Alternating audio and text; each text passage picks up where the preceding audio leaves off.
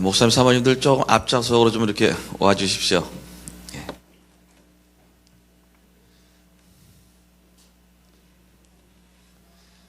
찬양 드립니다. 좋으신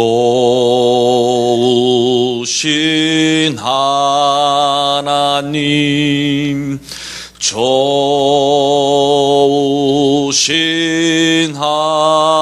하나님, 참 좋으신 나의 하나님,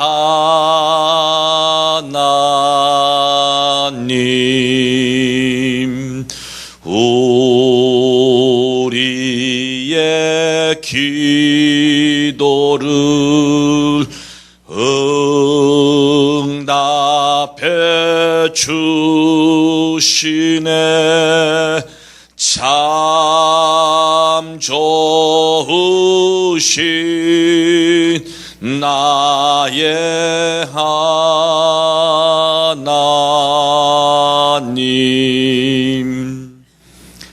우리 박남기 목사님, 우리 기도 부탁드리겠습니다. 살아계신 하나님, IS 유수한목사님과 생명 있는 교회 설교를 제일에 허락하시니 감사합니다. 우리 조은달 목사님에게 주신 그 은혜가 한국교회에 영향력을 미치게 하시고 자한교회가 연합된 아름다운 하나님의 선하신 목적 이루어드리기를 원합니다.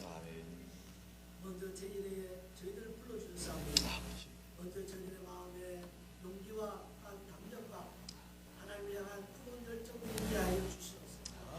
이것을 교회를 세워가고 또 주신 말씀을 통해 하나님 기뻐하는 교회들을 세워갈 수 있도록 주께서 역사하여 주시옵소서. 참으로 많은 것을 공유할 수 있도록 열어놓고 참으로 이 IS 더 큰 일들을 감당해 갈 수 있도록 한국교회에 하나님께서 문을 열어 주시옵소서. 오늘도 말씀을 전하고 또 강의하는 우리 아버지 목사님에게 은혜를 더하여 주시사 피곤치 않게 하여 주시옵소서. 세무로 붙들어 주시옵소서. 필요한 말씀을 더하시며 생각난 등을 더하여 주시옵소서. 오늘도 우리가 아멘으로 하다가며 풍성한 가운데 돌아갈 수 있도록 역사해 주시옵소서. 감사하며 예수님 이름으로 기도합니다. 아멘. 우리 한번 옆분에게 인사하겠습니다. 목사님, 사모님 최고십니다. 사랑합니다. 축복합니다. 우리는 예수 한 몸입니다. 예. 자, 오늘 오시면서 이 프린트물 받으셨죠? 오늘 일정표입니다. 이렇게 진행하도록 하겠습니다. 잘 참고하시고요. 자, 우리 오늘 제4강의 우리 강사님 모시겠습니다. 자, 우리 박수로 모십니다. 할렐루야.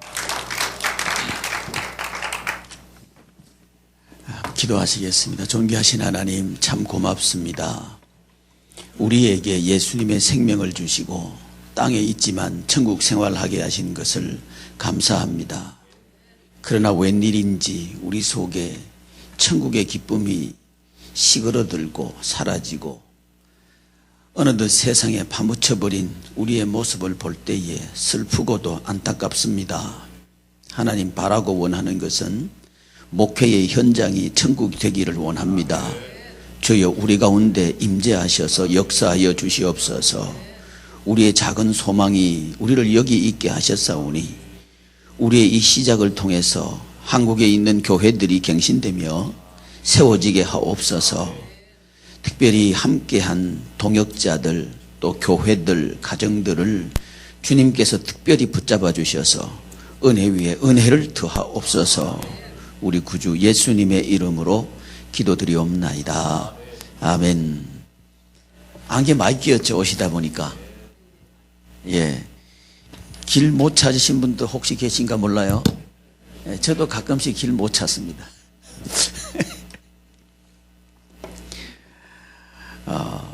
4강의를 시작할 텐데요.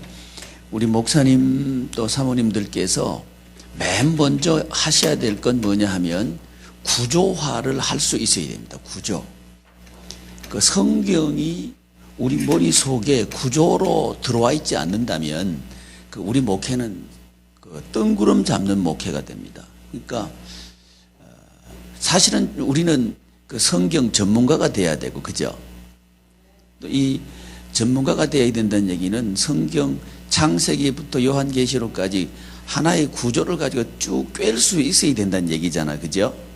근데 이 부분 얘기하면 왠지 이렇게 자신감 없잖아요, 그죠? 우리 솔직히 얘기해서 그렇다 이 말이죠, 그죠? 뭐 아니라 그래 봤자 뭐 아닌 게 아니고, 그러니까 우리 이제 하나니까, 그죠? 그 솔직히 얘기하고 뭐 보태 나가면 되잖아요, 그죠? 그래서 이게 꿰고 싶기는 싶어요. 꿰고 싶기는 싶어요. 근데 안 꿰지는 거예요. 왜 그런 거 아니? 하나의 사상이 흐르고 있지 않아서 그렇다는 얘기죠. 이 쭉 흘러가고 있는 맥을 못 잡아서 그렇다는 거죠. 근데 이 맥이 뭐와 맞닿아 있어야 되느냐 하면 교회하고 맞닿아 있어야 이게 맥이 잡히는 거예요. 이게 아니면 스타디가 됩니다. 이 맥이 교회 사역하고 맞닿아 있지 않는 이해라면 공부가 돼요. 공부가 되면 아무 효력이 안 나타납니다. 우리한테 효력 안 나타났는데 성도님들한테 그 효력 난다고 가르치면 우리는 좀 이상한 사람 되죠, 그죠? 그 시어자 붙은 사람 비슷하게 되잖아요. 차마 그 얘기는 우리 하기 싫죠. 그런데 우리는 그런 짓 하기 쉽다는 거예요. 나한테도 작동이 잘 안 되는 거 성도님들한테 이 작동된다고 가르치면 안 되잖아요. 우리부터 행복해야죠. 그렇죠. 우리부터 행복하려고 그러면 성경 전체에 흐르고 있는 이 중심, 구조, 이 구조가 그래서 중요한 거예요. 그래서 어제 하나님 나라를 이해하면서 하나님의 존재 양태에 대해서 이해했던 게 바로 그 이유입니다. 그러니까 우리는 신학교에서 삼위일체 하나님 모르는 사람 누가 있어요? 근데 그 적용을 못 해요. 현실에 적용을 못 한다. 그렇다면 그거 왜 배우냐 이거죠. 삼위일체가 왜 중요하냐 하면 그게 구조라는 거예요. 구조. 천국의 구조라는 거예요. 여기서부터 이해가 될 때 교회 구조가 이해되기 시작하고요. 여기서 또 가정의 구조가 이해되기 시작하고 삶의 현장이 구조화되기 시작하는 거예요. 그래서 이번 세미나에서 꼭 우리 목사님들이 가지고 가셔야 될 게 뭐냐 하면 구조라는 겁니다. 구조. 첫 번째 구조는요, 통하는 구조를 가지고 계셔야 돼요. 통하는 구조. 그래서 여러분 맨 처음에 텍스트에 드린 이 그림 있죠. 이 그림. 요게 삼위일체 하나님에 대한 그림입니다. 하나님에 대한 그림. 요 그림을 우리는 현실적으로 가지고 있어야 되는 거예요. 그러니까 성부 하나님, 성자 하나님, 성령 하나님. 이 세 분 하나님께서는 각각 다른 분이시지만 한 분으로 계신 거예요. 존재 양태. 한 분으로 계신 거예요. 그런데 이 세 분은 하나이지만 섞이지 않고 또 나뉘지 않고 그러면서도 독특한 캐릭터를 가지고 계시는 분들이라는 거죠. 이 부분에서 이 일체이지만 다양성이 여기서 있는 거죠. 그러니까 여기서 우리 성도님들을 해볼 때 성도님들의 다양성을 우리는 존중해야 된다는 얘기가 나오는 거죠. 여기서 나오는 거예요. 그러니까 삼위일체의 구조화 속에서 교회 구조를 이해해야 된다는 거죠. 이게 아니고 동떨어져 있으면요, 성경이 이해가 안 돼요. 이런 성경은 사실은 하나님을 나타냅니다. 하나님이 어떤 분인가를 성경은 우리에게 계시해 주고 있죠. 근데 하나님 어떤 분인가? 삼위일체다. 그러니까 이 일체, 삼위일체 속에 성경 전체가 훅 들어와 있어야 돼요. 근데 이게 안 된단 말이에요. 안 된단 말이에요. 왜 그런 거 하니? 이 그림이 안 들어와 있는 거예요. 이 그림이. 단순한 그림인데요. 굉장히 중요한 그림입니다. 시작과 과정과 적용. 이 부분 말이죠. 이 성령님, 성령 하나님께서 예수님께서 하신 일을 우리에게 적용시키는 하나님이잖아요. 이 적용시키는데 성령님께서 하신 일이 뭐냐 하면 교회 설립이라는 거예요. 교회 설립. 그래서 교회 시대와 성령의 시대는 같은 얘기입니다. 이게 이해가 안 되면요, 성령의 시대란 말과 교회의 시대란 말이 연관성을 못 가져요. 이렇게 된다면 우리의 교육, 이 목양 현장은 사변화돼 버리고요, 추상적으로 가버려요. 그러면 내 삶, 우리는 목회자이면서 내 개인적인 삶이잖아요, 그죠? 우리의 삶은 추상적으로 붕 떠버리는 거예요. 그럼 목회는 한다고 하는데 나는 기쁘지를 않는 거예요. 그렇다면 왜 목회하냐 우리는 물어봐야죠. 왜 목회하냐? 힘들라고 목회하느냐? 그게 십자가의 어차피 목회는 십자가의 길이니까 힘들어도 가야 된다고. 그런데요, 하나님 나라는 힘들어도 기뻐요. 이게 하나님 나라잖아요, 그죠? 힘든다는 얘기는 안 믿는 사람이 볼 때 힘든 거고요, 우리는 안 힘들어. 몸은 피곤해. 그렇지만 안 힘들어. 이렇게 될 때 우리에게 진정성이 확보되는 거죠. 우리 스스로가 진정성이 확보되는 거잖아요. 이렇게 될 때 뭘 이해한 거냐면 이 구조를 이해한 거라는 얘기죠. 이 구조. 이게 이해 아니라면 이 구조는 이해된 게 아니라는 거죠. 우리 진단해보자는 얘기입니다. 의사들이 사람이 환자가 왔을 때 진단해요. 먼저 진단하죠. 진단이 가능하려고 하면 그 사람 전체의 그림이 나와 있어야 진단이 가능한 거예요. 인체도가 있어야 진단이 가능해요. 인체가 어떻게 생긴지도 모르고 진단한다 그러면 그건 돌팔이죠. 그러니까 만약에 우리는 영적인 의사잖아, 그죠? 영적인 의사란 말은 영계만의 의사가 아니고 영계뿐만 아니라 이 영혼의 세계, 그리고 이 육신의 세계, 그리고 삶의 현장 전체의 그림을 우리는 가지고 있어야 제대로 된 목회자라는 거예요. 이 전체 그림이 없이 우리가 목양 현장에 뛰어들었다, 이건 돌팔이죠. 그렇죠? 사람 잡는 거예요. 영적으로 지도한다고 하면서 지금 죽이고 있는데 살린다고 자꾸 달라드는 거예요. 이게 얼마나 웃기는 거예요. 그걸 뭐가 증거하냐면 내가 지금 죽어가고 있으면요, 죽이고 있는 거예요. 변명할 수 없어요. 우리는요, 교회하고 나하고 분리되는 게 아니고요, 하나입니다. 암만 아니라 그래도 교회하고 우리하고는 하나입니다. 나는 열심히 하려고 그러는데 교회가 안 되네요. 내가 안 된 거예요. 우리는 그렇게 말하자고요. 거기서부터 시작해야 우리가요 제대로 목회하기 시작하고요, 제대로 살 수 있다고 보는 거죠. 여기 혹시 동의하시나요? 우리가 사실은 이 세미나 하는 건 우리 한번 잘 살아보자 얘기하는 겁니다. 우리 목회자부터 잘 살아보자 이 얘기하는 거예요. 우리가 행복해야 성도님들이 행복하죠. 우리가 행복 안 하는데 어떻게 성도님들이 행복하겠어요? 행복 안 하면서도 이렇게 하면 행복하다, 그럼 말하면 안 되지. 그러면 내 해보니까 안 됐디다 이래 말해야 맞는 거 아니에요? 그게 아니고 말한다면 밥벌이죠. 그렇죠?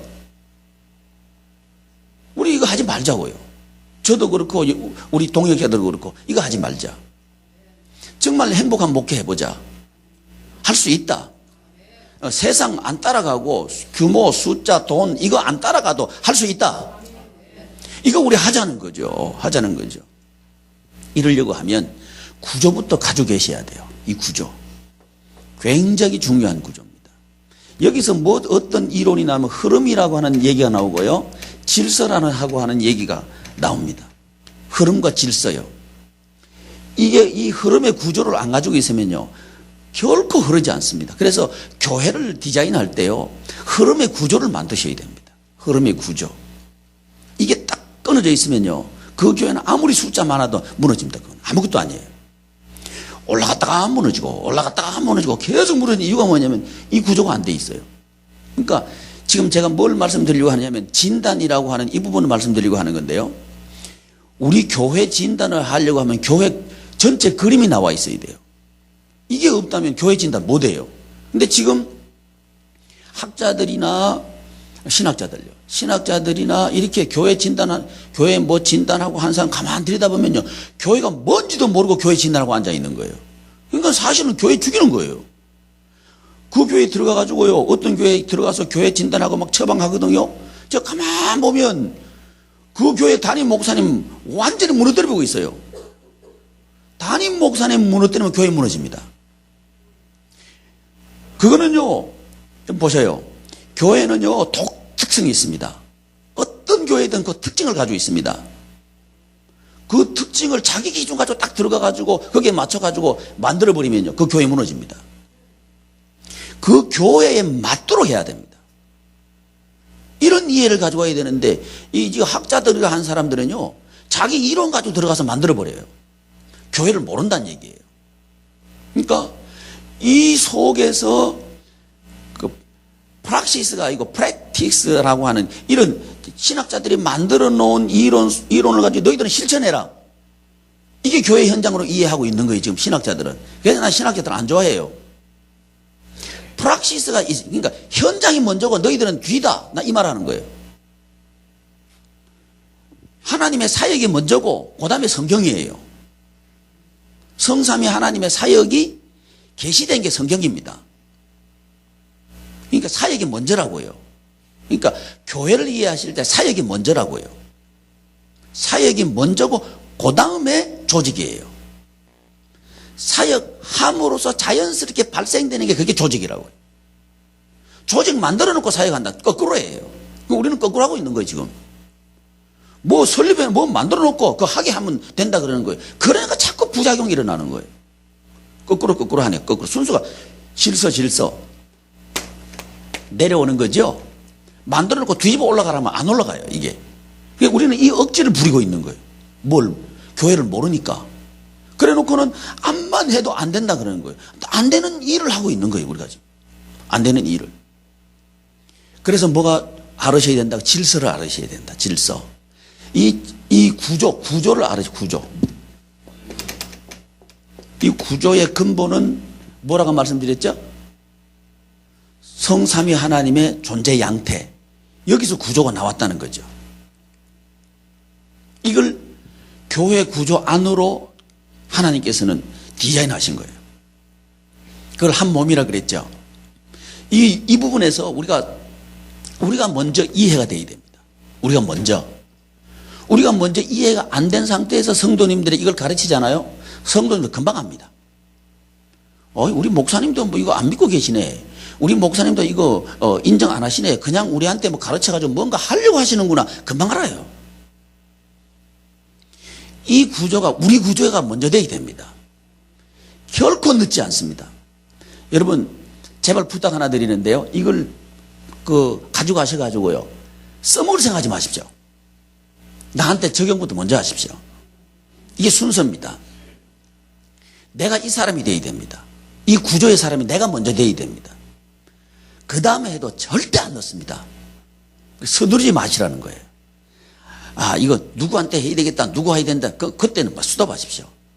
나한테 먼저 하시길 바랍니다. 그래서 가져가셔가지고 우리 목사님들도 먼저 공부하시길 바라는 거죠. 먼저 공부하시고 검토하시고 내 삶 속에 적용하시고 이렇게 하죠. 우리가 먼저 이렇게 만들어지자. 그래서 오늘은 이제 순서가 뭐냐 하면 예수 그리스도 이 부분에 대해서 우리가 이해하려고 해요. 구조화시키는데 이 부분에 대해서 예수 그리스도 제 몇 강이죠? 44쪽 열어주십시오. 43쪽 성취자 포비전의 성취자. 포비전은 왜 포비전이라 그러냐 하면 네 가지 사역의 현장을 두고 한 얘기예요. 교회, 가정, 개인, 삶의 현장.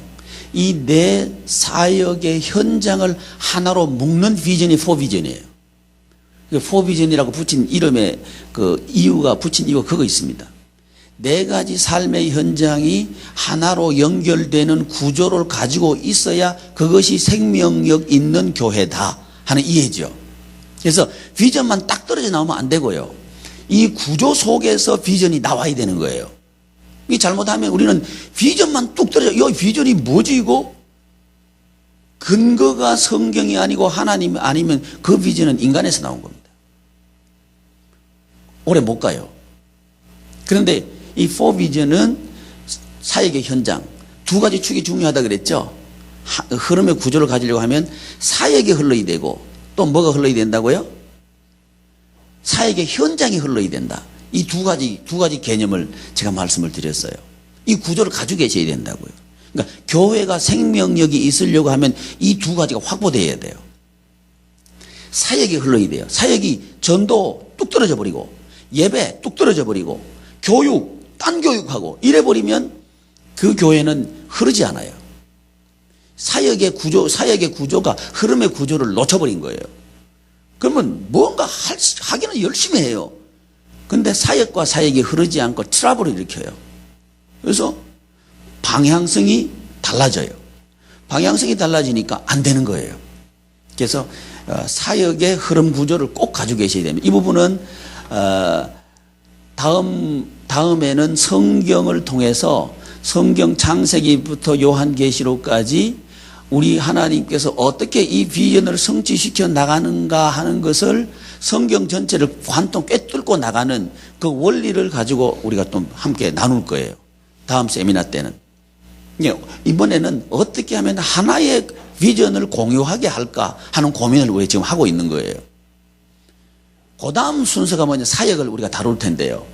아마 제 계획은 내년 이 시간쯤 되면 사역을 다루려고 그래요.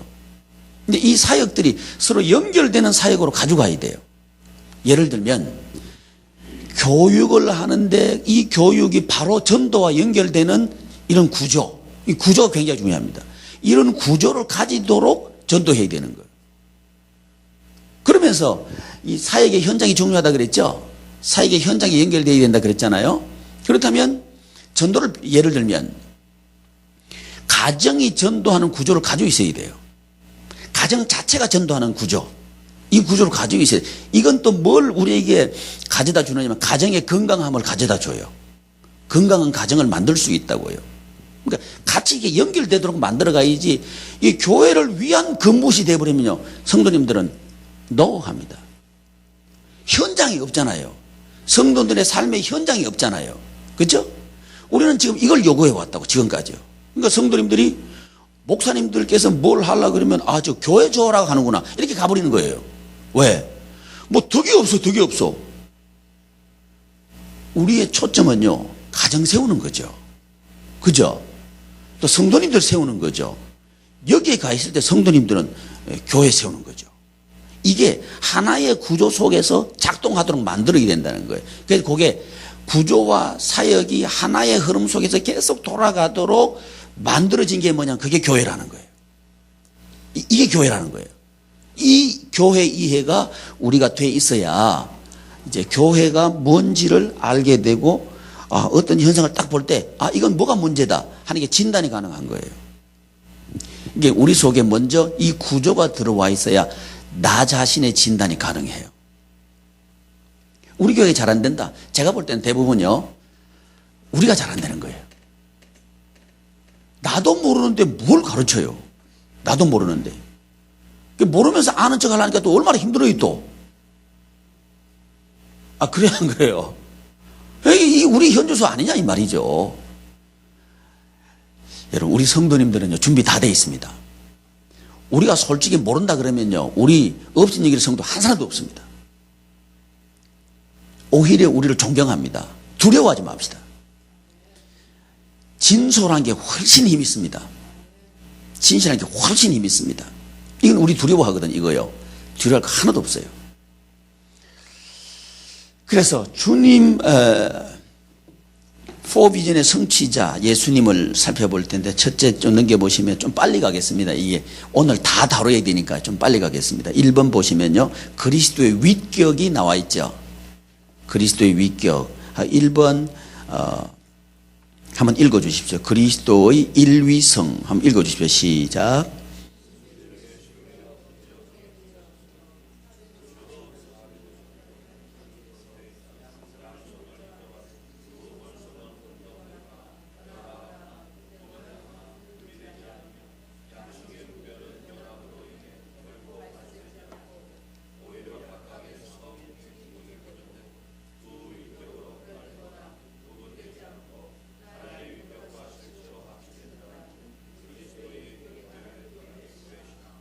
네, 이 위격을 왜 다루느냐 하면요, 구조를 이해하자고 다룬 거예요. 구조. 비전의 구조, 흐름의 구조를 이해하기 위해서는요, 이 예수님의 위격 이해가 없으면 불가능해요. 이게 우리 성도님들에게 이해가 안 되면요, 그 비전은 억지가 됩니다. 억지가 되고 말아요. 그래서 여기 보면 우리 예수님은 참 하나님이고 참 사람이잖아요. 이 하나님 되심과 사람 되심은 보셔요. 이 양성은 인정하되 두 본성은 혼돈되거나 변화되거나 구분되거나 분리되지 않으며, 이게 이해가 되는 거예요? 이해 안 되죠? 그렇죠? 이해된다 그러면 진짜 웃기는데요. 이해 안 되죠? 이해 안 돼야 정상입니다. 인위는 기적입니다. 기적. 이해 안 될 때 우리는 기적이라 그러죠? 근데 이 교회의 구조는요, 기적이라는 거예요. 교회에 하나 되면 기적입니다. 기적 안 일어나면 하나 안 됩니다. 결국 누구에게 의존해야만 되느냐 하면 하나님에게 의존해야만 되는 구조가 교회 하나됨의 구조입니다. 그래서 이 일위에 대한 이해는 굉장히 이건 그냥 읽고 따라가셔도 우리 성도님들이 이해하실 거예요. 뭔 말인지 이해하게 될 겁니다. 넘기시고요. 46쪽에 그리스도의 신분이 있죠. 이 신분은 우리 성도의 신분을 이해하는데 굉장히 필요한 이해입니다. 46쪽에 있는 그리스도의 신분의 5단계 우리는 다 알고 있죠. 그죠? 신분, 비하의 신분. 또 2번 비하 신분의 5단계. 이거 한번 읽어보시면 좋겠습니다. 시작. 네. 이 5단계. 이 5단계가 교회를 만든다는 거예요. 우리부터 이렇게 돼야 된다는 거죠. 우리부터 이렇게 될 때 성도님들이 이렇게 되는 거죠. 그러니까 여기에는 군림하는 모습은 없잖아요. 성육신의 모습이 있죠. 이 모습이 우리 예수 한 몸 속에서 있기를 하나님께서 원하신다고 보는 거죠. 이 비하의 신분, 이거 가르치면요, 가르치기만 하면 안 됩니다. 우리가 먼저 성육신이 되어야 됩니다. 성육신의 영성이 우리 속에 흘러야 됩니다. 가르치면요, 성도님들 안 따라 할 거예요. 근데 우리가 우리의 몸으로 이걸 실천해 낼 때 성도님들에게 진정성이 확보됩니다. 이때까지는 우리는 멈춰야 됩니다. 성도님들에게 진정성이 확보된 여기가 중요해요. 요것만 되면 그 다음부터는 잘 흘러갑니다. 우리 성도님들이 우리를 인정하도록, 인격적으로, 영적으로 충분히 인정하도록 머물러 계셔야 될 것 같아요. 서두르시면 안 됩니다. 이거 적용하려고 안 서두르면 좋겠어요. 그 다음 넘기셔가지고요, 승귀의 신분. 조금 전에 우리 비하의 신분 보셨고요. 승귀의 신분. 승귀 신분의 승귀의 4단계. 2번 49쪽 1단계 부활. 그 다음에 먼저 넘기셔가지고요. 승천 51쪽 승천. 또 넘기셔 어디요? 3번 하나님 우편에 앉으심. 52쪽에 있죠. 앉으심. 그 다음 단계가 뭐죠? 그리스도의 육체적 재림. 이 단계에 대해서, 승귀의 단계에 대해서도 우리가 확실히 믿어야 되죠. 우리 주님께서 승귀 대신 이 신분은 뭐냐 하면 결국 누구의 신분을 말하고 싶어서 이 신분을 우리가 그리스도의 신분을 배워야 되는 거죠. 성도님들이 가르쳐야 되는 거죠. 우리의 신분, 그렇죠? 우리의 이 신분을 우리부터 먼저 우리 속에 내면화시키자는 거죠. 우리부터. 그럴 때 우리 성도님들은 이 신분의 사람으로 서게 될 거예요. 그래야 이 구조가 흐른다고요. 이게 없이 지식으로만 가르치니까요, 안 되는 거예요. 다 실패했잖아요. 지식으로 가르쳐서 실패했잖아요. 그러니까 이게 우리의 모습, 인격적으로 이게 고백돼질 때 가능하다는 거죠. 근데 이게 행복해요. 행복하겠죠. 무언가를 내가 결과를 도출해내기 위해서 달라드는 게 아니고 우리 삶으로 그렇게 고백해내는 게 그 자체가 행복한 거 아니냐 이 말이죠. 이게 목회고요. 이게 삶으로서 목회잖아. 그죠? 이렇게 될 때 우리의 이 한몸 공동체는 우리 목사님들하고 우리 만나는 게 즐거울 거라 저는 생각해요. 목사님들과 목사님들이 만나는 게 즐거워야 되죠. 행복해야 되죠.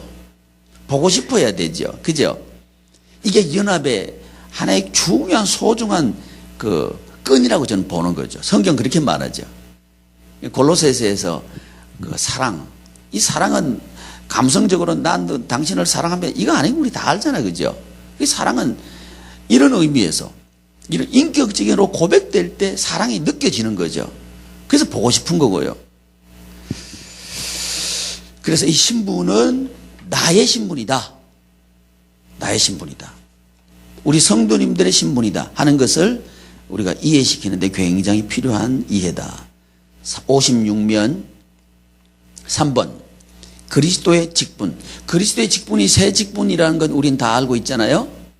그런데 이거 알고 있는데 왜 이게 필요한지는 우리는 고민해보지 않은 경우가 참 많아요. 직분은요,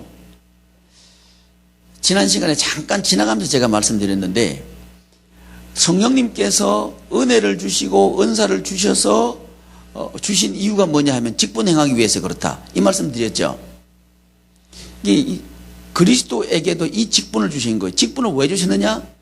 여러분, 교회 세우기 위해서 직분 주신 거예요. 그리스도의 직분, 제사장 직분, 선지자 직분, 왕 직분, 이거 주신 건요, 교회 세우기 위해서. 이게 뭐와 연결되어야 되느냐 하면 설교와 연결되어야 됩니다. 우리 설교 패턴을 굉장히 고민하거든요. 우리 목사님들은요. 다 고민하셔요. 그런데 이 설교가 목사님들의 취향에 딱 집중돼 가지고 하는 경향이 참 많아요. 이러면 안 된다는 거예요. 왜 안 되느냐 하면 편향돼 버려요. 그럼 성도님들이 힘들어해요. 왜 힘들어냐 하면 목사님들께서 하고 싶은 걸 설교를 통해서 주입한다는 인상을 확 받게 돼요. 근데 예수님께서 하신 이 직분을 보면요, 이 직분이 예수님께서 하신 일의 스타일이거든요. 세 가지예요. 하나는 제사장, 위로하고 화목하게 하고 세워주고, 이런 설교가 있어야 돼요. 그러면 그것만 있으면 안 되고 선지자적인 또 설교가 있어야 되는 거죠. 지적하고 회개를 촉구하고 돌아오도록 촉구하고 하는 이 설교가 있어야 되는 거죠. 그러니까 모든 것이 서로 관련성을 가지고 있어야 된다고요. 왕적인 거, 하나님께서 하신다, 하나님께서 통치하신다, 하나님께 맡겨라, 이런 설교가 우리 가운데 있어야 돼. 이게 균형을 가지고 있어야 되는 거예요. 균형을 가지고 있어야 되면서 설교의 내용은 5가지 사역을 골고루 가지고 있어야 된다는 얘기죠. 5가지 사역. 예를 들면 전도만 얘기해서는 안 되고 예배를 얘기해야 되고, 예배만 얘기해서는 안 되고 또 교육에 대해서 얘기해야 되고, 교육에 대해서만 얘기했으면 안 되고 기도, 또 봉사에 대해서, 또 치유에 대해서 설교하셔야 되고, 또 나눔과 섬김에 대해서 설교하셔야 된다는 거예요. 이 5가지 사역과 3가지 직분이 서로 순환하도록 설교 패턴을 가지고 계셔야 된다는 거예요. 이래야 예수님께서 하신 사역을 우리가 말하게 되는 거죠. 구조적으로 가지고 계신다는 거예요. 설교 구조를 우리는 가지고 있어야 되는 거예요. 이런 구조. 이 구조가 아니면 내가 하고 싶은 얘기 해요. 제동 장치가 없어요. 전통적으로 이걸 제동 걸기 위해서 성서 일과라고 하는 걸 이게 학자들이 만들어 내놨어요. 그건 물론 쭉 역사적으로 내려온 굉장히 중요한 자산입니다. 저 거기 동의하거든요. 근데 성서 일과를 동의하면서 또 필요하다고 여기지만, 그게 이제 좀 아쉬운 건 뭐냐 하면, 목회 현장에 딱 돌아보면요, 뭐 5월달 되면 어린이날 있고 어버이날 있고 뭔 날 있고 뭔 날 있고 하는데 성서 일과대로 가기에는 이렇게 많이 좀 맞지 않는 면들이 툭툭 튀어나와요. 또 교회 행사들 나오고 이렇게 하면 그대로 가기엔 참 어려워요. 그래서 이 현장 목회에서 그걸 그대로 적용하려 해보니까 좀 잘 안 되더라고요, 저는요. 그래서 이것보다는 그것도 참고는 하지만 그 성서 일과다 사실은 우리 주님께서 하신 그 사역을 따라서 가는 그 일과를 만들어내를 통해서 해놓은 거거든요. 굉장히 유익합니다. 근데 없는 것보다는 성서 일과를 따라가는 게 굉장히 필요해요. 그러면서 제가 제안하는 건 뭐냐면 설교를 얘기할 때 예수님께서 하신 이 직분 속에서, 직분은 교회 세우는 거거든요. 직분 속에서 설교를 패턴을 따라가는 게 필요하겠다. 일단 제안만 하고요. 구체적인 얘기할 때는 그 예배 사역에 가서 좀 얘기를 좀 하도록 그렇게 하겠습니다. 어쨌든 이 직분은 그리스도께서 하신 일과 관계에 있다. 이 직분을 이해하는 것은 우리 성도님들에게 직분을 이해시키도록 하는데 필요하다는 거죠.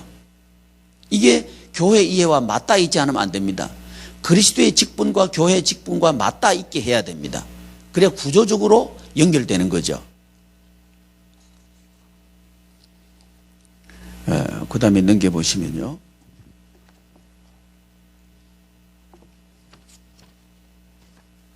어, 4번 69쪽 한번 펴보십시오. 69쪽.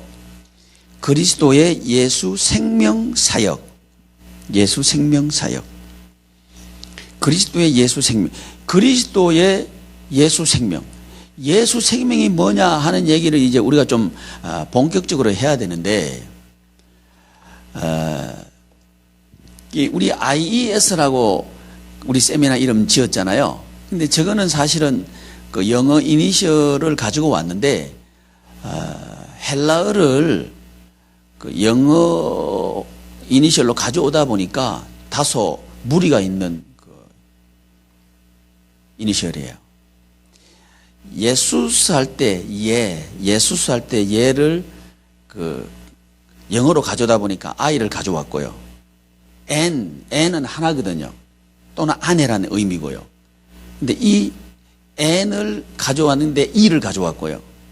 소마는 바디의 개념이 아니고 영과 영혼과 몸 전체를 아우르는 그 개념이 소마 개념이잖아요.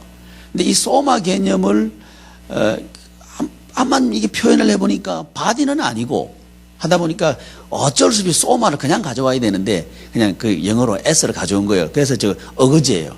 IES는 다소 어거지예요. 그냥 표현할 수 있는 게 저거밖에 없어서 이렇게 하고 있는데, 제가 저 이니셜을 만들면서 이거 한번 불러볼 때 IES 이 부르기 참 어렵죠. 그래서 예수스 앤 소마 하자. 예수 할 때 예, 그다음에 소마 할 때 소마, 시그마. 이거 해서 yes 세미나. 이게 뭐 어떨까 생각해봤어요. 어때요?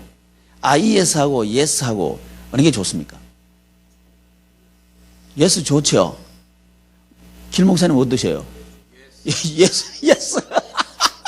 yes 세미나, yes 운동. 이 괜찮은 것 같아요.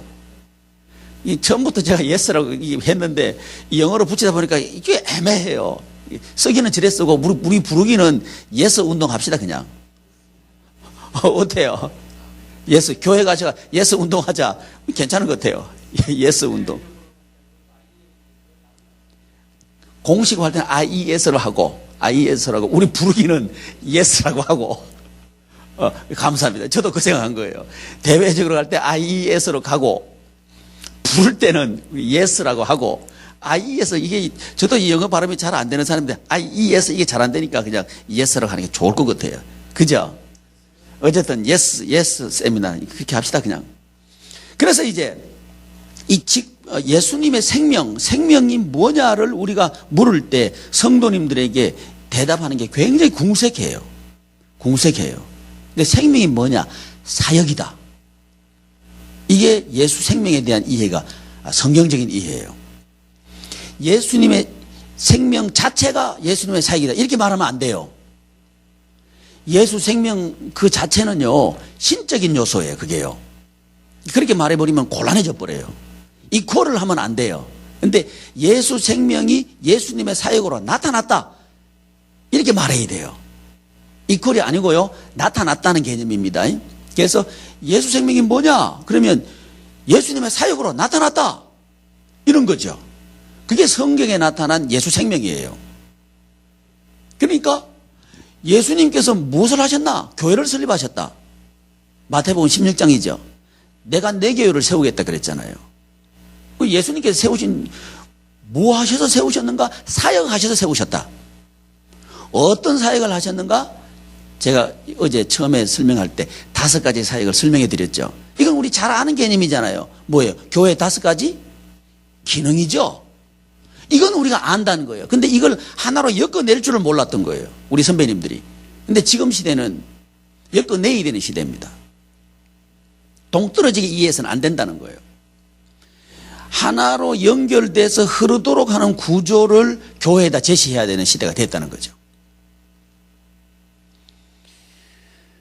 이제 칼 발트가 추상적인 교회를 이해했다면 지금 시대는 추상적인 거 가지고는 안 돼요. 현장이 요구되는 시대예요.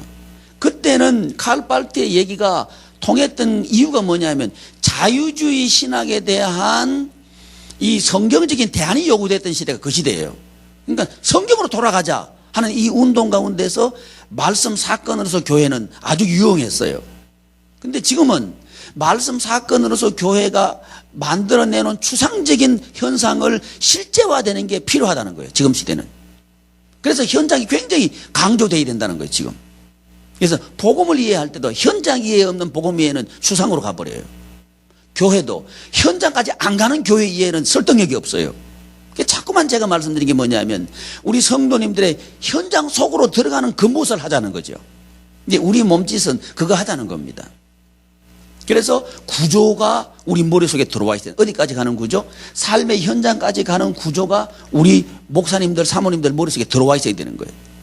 이까지 안 들어와 있으면요, 교회를 위한 그 무엇이 된다고 이해해버리게 만들어요. 우리 성도님들한테. 그러면 교회와 가정은 하나 안 되는 거예요. 암만 하나라고 외쳐도 그건 앵무새예요. 설득이 안 된다고요. 나도 설득이 안 되는데 우리 인격적으로 내 속에 나도 이해가 안 되고 인정이 안 되는데 어떻게 성도님들이 이해되겠습니까? 내가 이해되는 거죠. 내가 뒤집어도 엎어도 그게 맞다 이렇게 이해되는 거죠. 그래야 성도님들이 설득될까 말까 하는 거죠. 나도 안 되는데 그거 가르쳤다 100분에도 안 돼요. 그래서 우리가 먼저입니다. 우리가. 그래서 이제 예수님의 생명이 뭐냐? 5가지 사역이다. 이 사역은 우리 하나님의 존재 양태와 하나님의 경륜, 일하심은 일정한 관련성을 가지고 있다 그랬죠. 질서적인 관련성을 가지고 있다 그랬죠. 그렇죠? 이 관련성은 사역에서도 동일하게 관련성을 가집니다. 사역에서도 순서가 있다는 거예요. 교회 세움에 있어서 가장 먼저는 전도입니다. 전도 없이는 교회 안 세워집니다. 건물 얻어놨다고 교회 세웠다? 아니에요. 곧 문 닫을 겁니다. 곧 문 닫을 겁니다. 왜? 그게 교회 세움이 아니라는 거예요. 그건 우리는 오해하고 있잖아요. 교회 세운다 그러면 홀부터 얻고 집부터 지으려고 그러잖아요. 그러니까 그거 무너지고 있는 건 당연한 거예요. 왜? 안 맞는 거예요. 이 원리에 안 맞는 거예요. 교회의 세움의 출생은 뭐냐? 전도입니다. 그러니까 전도부터 하셔야 되는 거예요. 교회 세우고 싶다. 우리 목사님들 전도 현장으로 뛰어나가야 되는 거예요. 우리 교회 세우고 싶다. 그럼 나가셔야 되는 거예요. 안 나가면서도 세우는 방법 없습니까? 없습니다. 왜? 우리 주님께서 하신 일이 그거예요. 전도부터 먼저 하셨거든요. 이게 첫 단추입니다. 첫 단추. 이 단추 첫 번째 문이거든요. 이 문을 열지 않으면 그 다음 문은 못 엽니다. 그 다음 문이 뭐냐면 예배문이에요. 예배문. 두 번째 문이 예배의 문입니다. 전도의 문이 열려야 그 다음에 예배 문이 열려요. 근데 우리 목사님들은 뭐에 신경을 많이 쓰시냐면 예배는 엄청나게 신경 써요. 설교에 신경 많이 쓰고 하여튼 뭐 예배 신경 많이 신경 쓰셔야죠. 근데 순서가 전도가 먼저라는 거예요. 이거 간과해버리니까 교회들이 못 쓰는 거예요. 전도 먼저고 그 다음에 예배문 열고 그 다음에 교육의 문입니다. 이 예배는 어떤 특징이 있냐면요, 그 교회 전체 사역의 기준이 되고 방향이 됩니다. 이게 예배예요. 예배하는 역할이 그겁니다. 그래서 어제 그 예배 제안을 하면서 그 교수님이 뭐 이게 만남 뭐 이런 얘기 했는데 저는 그게 부족하다고 보는 거예요. 만남은 너와 내가 만나는 거잖아요. 이런 개념이잖아요. 근데 참여는 뭐냐 하면 내가 그 안에 들어가 버리는 개념이에요. 예수님의 사역 속에 내가 들어가 버리는 게 예배다 이렇게 보는 거예요. 그렇게 하도록 우리 성도님들이 예배 속으로 들어와서 예수님의 사역 속으로 들어가도록 예배는 디자인되어야 되고 예배는 시행되어야 되는 거죠. 이건 우리의 고민이에요. 이건 우리 해내야 되는 겁니다. 그건 이제 예배할 때 다시 우리 살펴보도록 하고요. 예배하고 난 뒤에 그 다음에 그 예배의 방향성을 가지고 교육이 일어나야 돼요. 이 부분에서 예배가 기준이고 방향이라 그랬으니까 교육과 예배가 관련성을 가져야 되죠. 그러니까 목사님의 설교와 교육과 관련성이 없다. 그럼 그 교육이 아니에요. 그거는요. 목사님의 설교가 기준이에요. 그 교회 일주일에 교육의 기준이 되어야 된다고요. 이래야 흐르는 구조입니다. 이게. 이 구조가 아니고 엉뚱한데 다른 데서 뭘 가져와서 교회 학교 교육을 한다든지 또는 부모들의 교육을 한다든지 자녀 교육을 하게 한다든지 그러면 그 단절돼 버려요. 교회와 가정은 단절 구조를 가지게 해버린 거예요. 이렇게 되면 구조가 이미 단절을 하라고 말하는 거예요. 이러면 안 되는 거죠. 그래서 예배 사역과 교육 사역이 이렇게 연결되도록 만들어야 된다는 거죠. 사역과 사역이 연결해야 된다는 말이 연결해야 된다. 이 명제만 있는 게 아니고 실질적으로 그 연결되는 구조를 우리 교회는 가지고 있어야 돼요. 그래야 교회가 세워져 나가는 거예요. 그러면 교육의 지금 우리가 하고 있는 건 교육하고 있는 거거든요. 교육. 교육이 교회 세우는 거니까 저는 이게 제일 시급하다고 봤기 때문에 이것부터 먼저 하는 거예요. 그러면 교회를 세우려고 하면 뜻이 먼저 하나가 돼야 된다는 거예요. 우리 목사님 비전하고 우리 성도님들의 비전이 하나가 돼야 교회가 선다는 거예요. 그래서 비전부터 먼저 얘기한 거예요. 4비전부터 먼저 가지고 온 거라고요. 그래서 이 5가지 사역이 서로 지금 연결되는 모습을 제가 잠깐 말씀드리고 있죠. 이런 구조들을 우리는 가져야 되는 거예요. 지금 얘기해 주시죠. 이것도 다 못하는데 어떻게 다 해요? 그 나중에 세미나를 다시 하도록 하고 일단 이것부터 하자고요. 그래서 이 5가지 사역이 뭐다? 생명이다. 예수 생명이 예수님의 사역으로 5가지 사역으로 나타났다. 그런데 이 5가지 사역이 살아있으려고 하면 연결되어야 된다. 여기까지 따라오셨죠? 5가지 사역이 연결돼야 살아있는 겁니다. 5가지 사역을 한다고 해서 살아있는 게 아니고요. 이거 잘 들으셔야 됩니다. 한다고 해서 살아있는 게 아니고 우리는 여기서 걸려버린 거예요. 난 지금 열심히 하고 있습니다. 그런데 우리 교회가 왜 안 되죠? 이건 많이 물으시잖아요. 나 실력이 없나 보다. 그게 전혀 아니에요. 연결 구조가 안 돼 있는 거예요. 구조가 돼 있어야 흐르는 거거든요. 그래서 이제 예수님의 5가지 사역은 항상 연결되어 있다. 예를 들면 요한복음 4장에서 예수님께서 전도하시죠. 사마리아 여자. 전도하시고 난 뒤에 바로 뭐가 연결되냐면 예배와 연결됩니다. 사마리아 여자가 어디서 예배할까요? 하고 묻습니다. 예배하고 연결시켜요. 이렇게 연결되는 겁니다. 예수님의 사역은. 넘기셔가지고요. 70쪽 보시면 3번에 예수 생명 DNA라고 제가 써놨는데요. DNA. 이 생명의 유전자예요. 생명 유전자는 5가지 사역이 생명 유전자입니다. 이게 우리 목사님들한테 있어야 돼요. 목사님들께 이게 없다면 성도님들께는 이게 없을 겁니다. 없을 겁니다. 어떤 목사님은 기도 열심히 하시는 목사님과 다른 건 안 하신다면요. 그 교회는요, 이 생명 역사가 없을 겁니다. 기도 역사는 있을 거예요. 기도만 하면 되죠. 안 됩니다. 기도만 하면 되는 게 아닙니다. 그게. 살아 있어야 됩니다. 살아 있어야 됩니다. 이게 다른 얘기거든요. 그러면 예수 생명의 흐름의 방향, 흐름이란 말씀을 드렸죠. 흐름의 방향 4번 한번 읽어보십시오. 시작.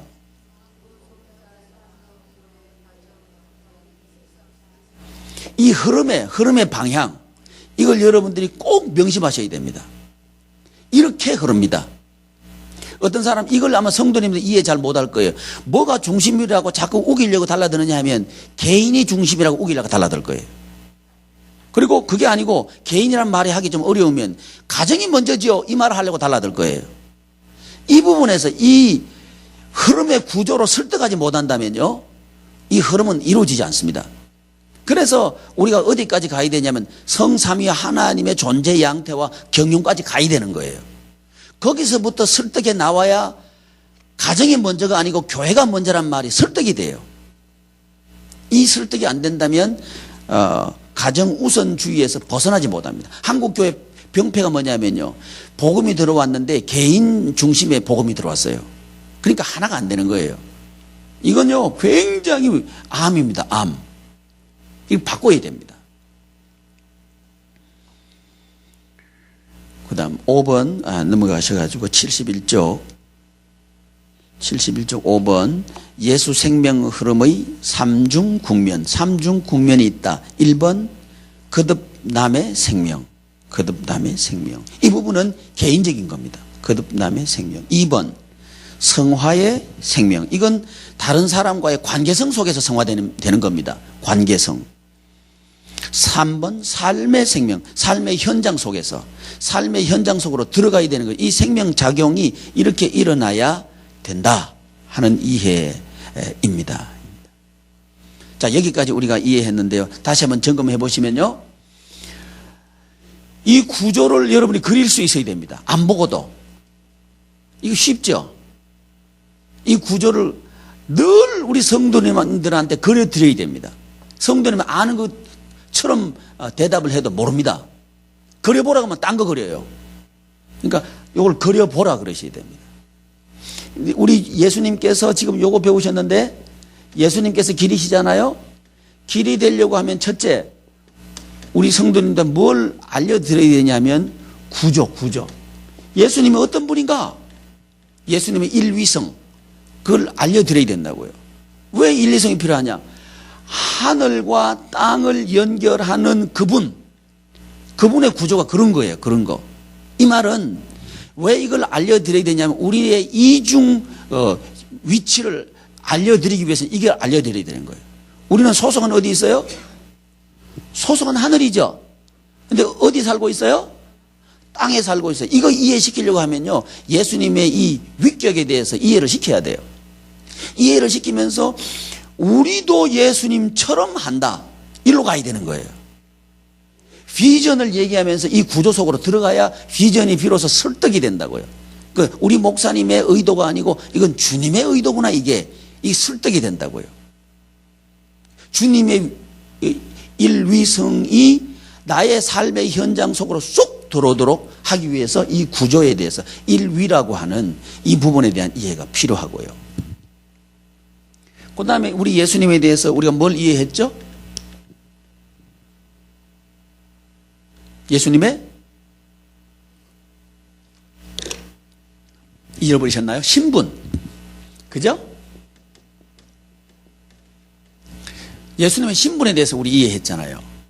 비하의 신분, 성귀의 신분. 이거 이해했잖아요. 그죠? 그러니까 우리 예수님께서는 독특한 신분을 가지고 계시다. 우리도 독특한 신분을 가지고 있다. 이 말은 구별성이죠. 안 믿는 사람과 우리는 다르다, 이 말을 하려고 하면 우리의 신분이 다르다, 이 말을 해야 되는 거거든요. 하려고 하면 믿지 않는 사람들은 땅에 속한 사람이다. 우리 소속은 어디다? 하늘에 속한 사람이다. 왜 하늘에 속한 사람인데 우리는 땅에 살고 있다? 그러므로 우리의 삶은 하늘에 속해 있는 우리가 땅에 살면서 땅에서 무슨 생활을 하기 위해서? 하늘 생활을 하도록 하기 위해서 두셨다. 이 이해 쪽으로 가도록 하는 게 필요한 게 뭐냐면 신분에 대한 이해예요. 신분. 우리의 신분 말이죠. 그 다음에 세 번째, 뭘 이해했죠? 직분. 이 직분은 왜 이해해야 되느냐 하면 이 신분만 가지고 있으면 되는 게 아니고 뭔가 해야 된다는 거예요. 직분만 떡 차지하고 앉아 있으면서 가만히 있으면요, 교회가 되는 게 아니죠. 교회 암덩어리 돼버려요. 근데 교회가 교회답게 생명력을 가지려고 하면 직분자들이 뭔가 해야 돼요. 이렇게 말하려고 하면 우리의 설득 근거가 주님의 직분 속으로 들어가야 된다 이거죠. 주님의 직분. 주님의 직분 속으로 쑥 들어가 보니까 주님께서는 세 가지 직분 가지고 계시잖아요. 왕적인 직분이 있고 제사장적인 직분이 있고 선지자적인 직분이 있잖아요. 이 직분이 우리 주님의 직분이란 말이죠. 우리 주님께서 이 일을 하신 거예요, 사실은. 그러니까 우리 성도님들에게도 이 일을 하자 얘기하는 거죠, 사실은. 그렇죠? 이 일을 하는데 구체적으로 어떻게 일하셨는가? 생명의 일을 하셨다. 생명 살리는 일을 하셨다. 그게 예수 생명이죠, 그게. 그러니까 이게 뭐예요? 이게 사역이죠, 사역. 구체적으로 무엇을 하셨는가? 여기까지 가야 이게 길이 되는 거예요. 그러니까 예수님이 길이다 할 때, 아니 이걸 이해를 시키지 못하면서 예수님이 길이다 그러면 도대체 우리 보고 어떻게 하란 말입니까? 이게 답이 나오는 거예요. 그 제대로 가르치지도 못해놓고 길이다 그러면 뭐가 길인데요? 길이라니까. 이 답답할 노릇이에요. 우리도 답답할 노릇이에요. 우리도 답답한데 어떻게 성도님들이 하겠어요? 못하지. 이 어거지죠, 어거지. 이게 생명이라는 거죠. 이게 사는 길이다. 결국 사역하는 게 사는 길이다. 이쪽으로 가는 거예요. 이해되셔요? 주님께서 우리를 안내하는 건 그쪽으로 가는 겁니다. 높아진다고 사는 것도 아니고요. 많이 가진다고 해서 사는 것도 아니고요. 주님의 일을 할 때 내가 사는 거예요. 이쪽이 우리가 먼저 설득이 돼야 돼요. 우리가 인격적으로 먼저 여기에 설복을 당해야 돼요. 진정성을 확보해야 돼요. 우리 스스로가 자신에게 이게 진정성이 확보돼야 돼요. 이럴 때 우리 양심이 우리를 증거하잖아요. 그렇죠? 그럴 때 나는 비로소 살아있는 생명, 예수 생명의 사람이 되는 거죠. 이제 우리 목사님들 저부터 우리들이 예수 생명의 사람이 되자는 거죠. 이렇게 될 때 비로소 내가 살 맛이 나는 거고, 할렐루야. 우리 교회를 살릴 수 있는 거죠.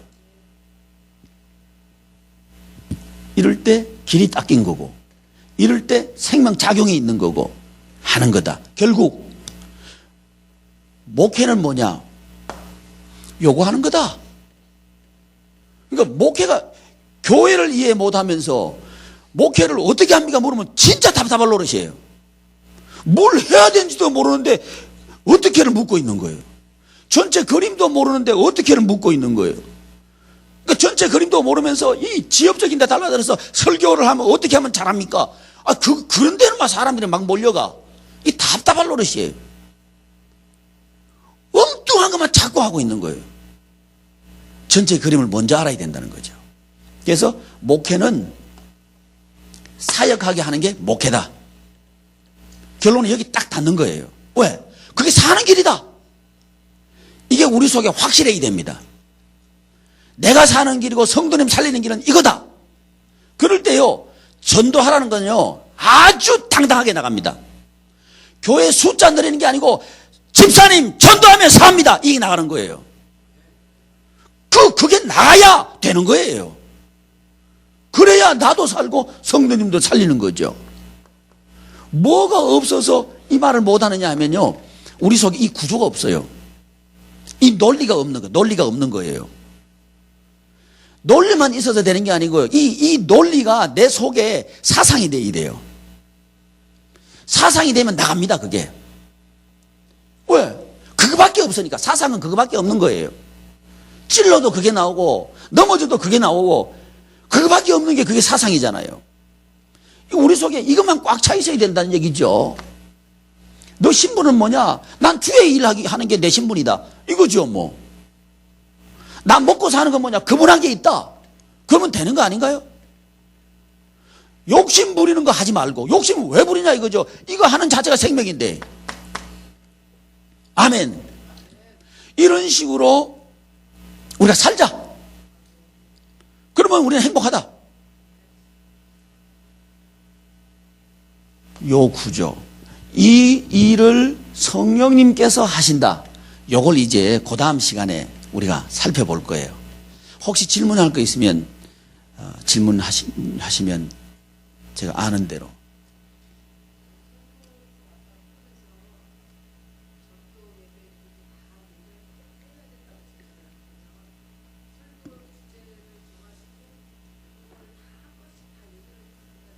불가능합니다.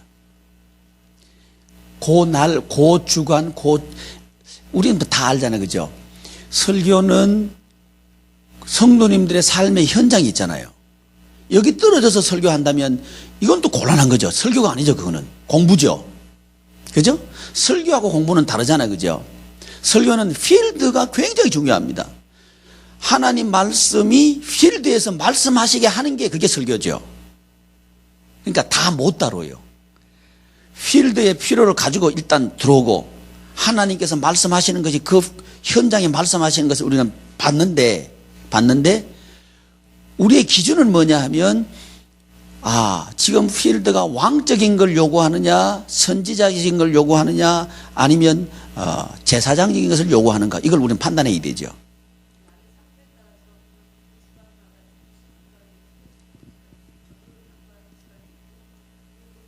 저는 그렇게 합니다. 저는. 그러니까 뭐 제가 답은 아니에요. 그렇지만 저는 필드가 중요한 사람입니다. 왜냐하면 그 시대의 필요에 하나님께서는 교회 양태를 주셨어요. 교회론 연구해 보니까요. 그러니까 우리도 교회란 얘기는 주님께서 하신 일이거든 사실은요. 우리도 현장의 필요에 대답해야 돼요. 목회자의 것을 말하려고 하지 말고 현장의 필요를 채워주는 일을 해야 되는 거 저는 보는 거죠. 그게 설교라고 보는 거죠. 그래서 필요에 일단 민감해야 되고 그 다음에 이 필요에 하나님께서 뭐라고 말씀하시는가 말씀에 민감해야 되고 이 말씀 속에서 대답을 찾아내야 되죠. 어떻게 현장 속으로 들어갈 때까지. 그런데 이제 현장이 뭘 요구하느냐 이 세 가지 왕적인 선지자적인 또 제사장적인 이 패턴 속에서 뭘 요구하시는가를 꺼내서 설교의 패턴화를 해야 되죠. 그건 이제 설교 얘기할 때 우리 하도록 하고 어쨌든 다 못합니다.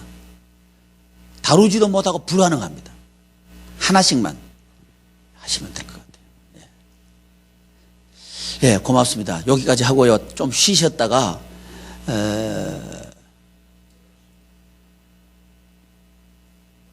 쉬셨다가 11시에 너무 빨리 마쳤나요?